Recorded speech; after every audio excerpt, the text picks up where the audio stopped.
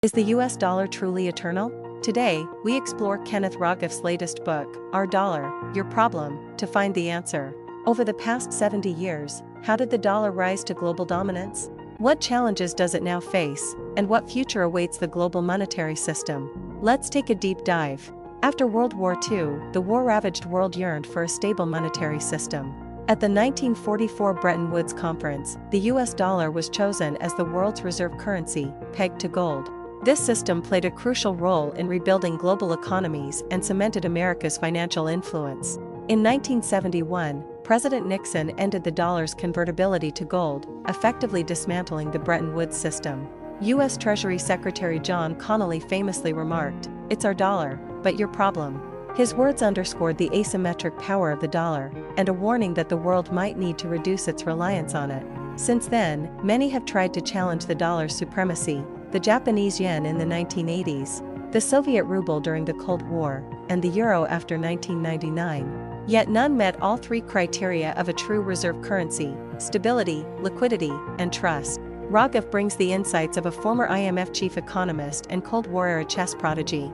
His hands-on experience with global crises provides a rare insider view into how monetary policy intertwines with politics, security, and diplomacy.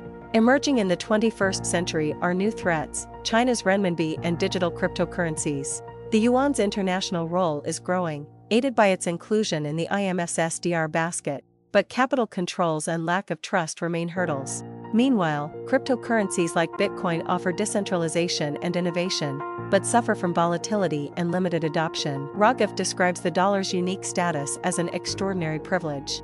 America borrows cheaply because the world hoards dollars as reserves. But this advantage is not infinite.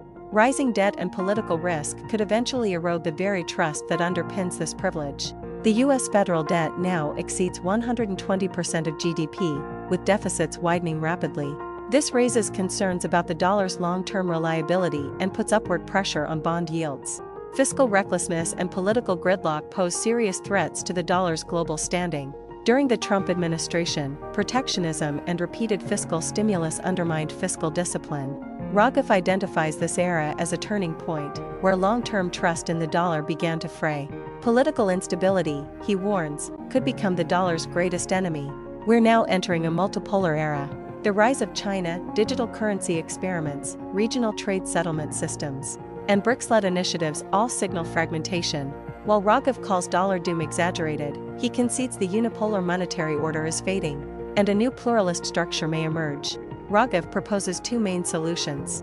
First, America must commit to fiscal discipline to restore confidence in its creditworthiness. Second, institutional independence must be strengthened. The Fed's autonomy, budget transparency, and renewed international cooperation are key to maintaining dollar dominance. In conclusion, the Pax dollar era may be ending, but that doesn't mean the dollar is collapsing. Rather, the foundations beneath it are shifting.